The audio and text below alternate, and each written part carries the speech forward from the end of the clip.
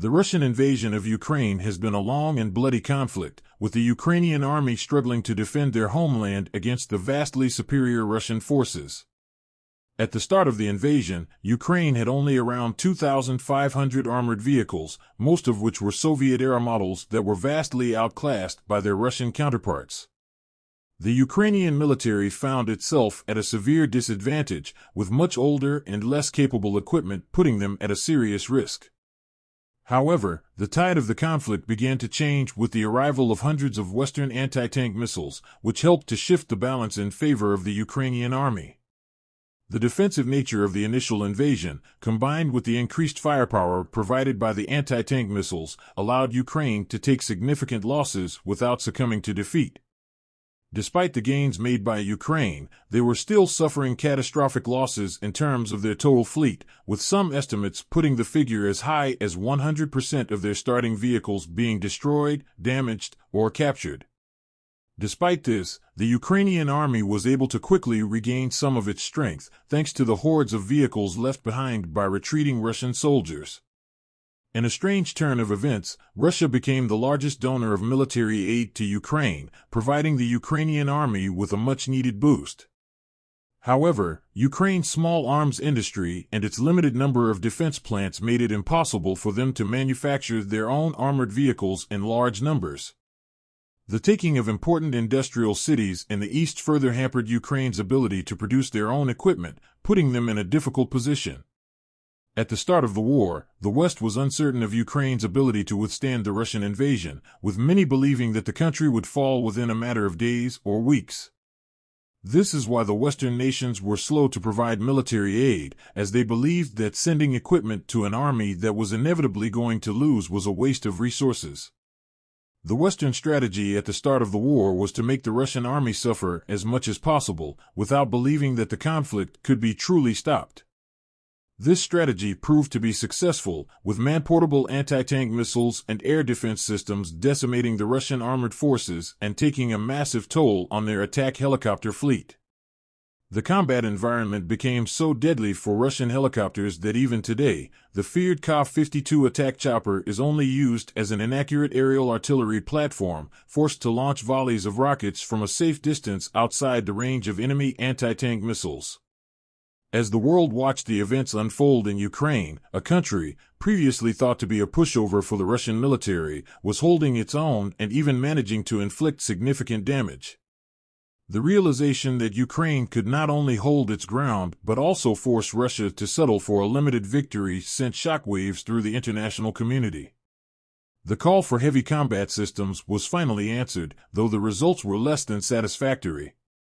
The United States and European nations sent artillery and air defense equipment, but instead of the much-needed battle tanks, Ukraine received outdated M113 battle taxis and Humvees.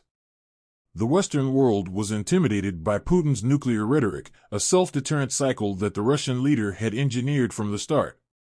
Every proposed shipment of Western equipment was scrutinized by the NATO alliance, causing delays and limitations in the support that Ukraine desperately needed. But then, the United States provided HIMARS, a mobile, 6-missile rocket artillery system that proved to be incredibly effective. It delivered precision firepower that devastated Russian logistics and command and control networks, killing many senior Russian officials. Its high mobility allowed it to escape reprisals and attack helicopters, and its use of cheap plywood decoys led Russia to claim the destruction of 300% more HIMARS than the U.S. had actually sent. The effectiveness of HIMARS, however, worked against Ukraine's wishes for more substantial hardware like Western tanks. The September counterattack, fueled by HIMARS, retook massive swathes of the east, putting Russia in a bad position. Putin once again ramped up his rhetoric, and the West cowered in fear, ensuring that Ukraine would not receive the tanks it so desperately needed.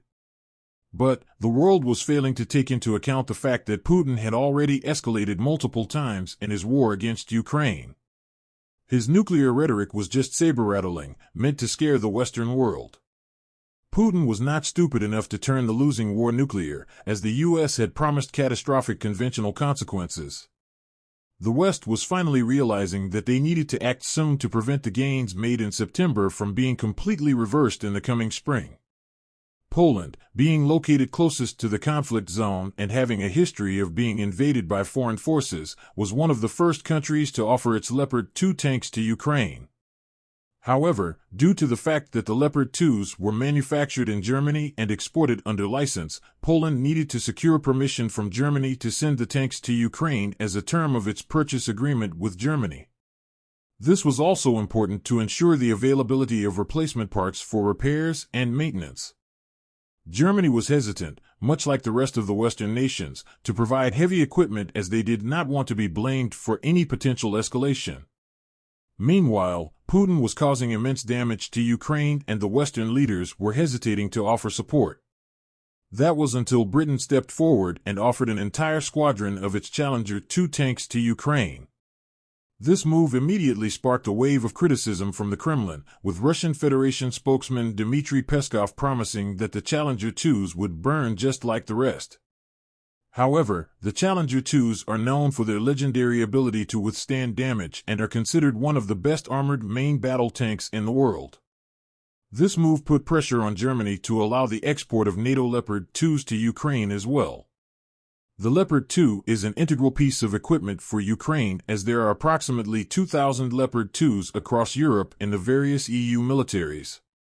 The U.S. has a similar number of Abrams tanks, but they would have to be shipped all the way from the U.S. to Europe, making logistical support on the battlefield difficult. On the other hand, the logistics networks in Europe are local, allowing for much faster, cheaper, and easier resupply and maintenance for Ukrainian vehicles. The tanks of the West, be it the Challengers, Leopards, or the American Abrams, pose a formidable threat to the forces of Putin and his army. The Russian military is struggling to replace its T-90s, which have been decimated, with new versions, a process that is proceeding at an alarmingly slow pace. The bulk of the Russian armored forces consist of Cold War-era T-80s and T-72s, many of which have already been destroyed or abandoned by retreating Russian soldiers.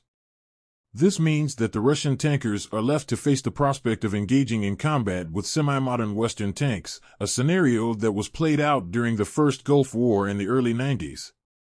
The comparison is apt because the West is likely to send its older Leopard 2 tanks, upgraded to early 2000s levels at best, instead of its most advanced models. However, even the oldest Western tanks have already proven their superiority over their Soviet counterparts, with a kill ratio that was overwhelmingly one-sided. The Leopard 2A4, the most widespread version of the tank, is the most likely variant to be sent to Ukraine. This model, which began production in 1985 and ceased by 1992, features a digital fire control system and upgraded armor. Although it may be considered dated, it is expected to fare much better than its Russian counterparts, as the nation continues to deplete its reserve stockpiles. It is imperative that the West decides on the tank it will send to Ukraine immediately, as a massive Russian offensive is expected in the spring. Ukraine's stocks of armored vehicles are already running low, and further delay on the part of the West, such as that exhibited by German Chancellor Olaf Scholz, will only result in the loss of more Ukrainian lives, both civilian and military. Ukraine is fighting a war against Russia on behalf of the world, and the West's hesitance to act is putting more Ukrainian lives at risk. It is time for decisive action to be taken, and for the West to send the tanks that Ukraine needs to defend itself against the Russian aggression. The future of Ukraine, and possibly the entire world, is at stake.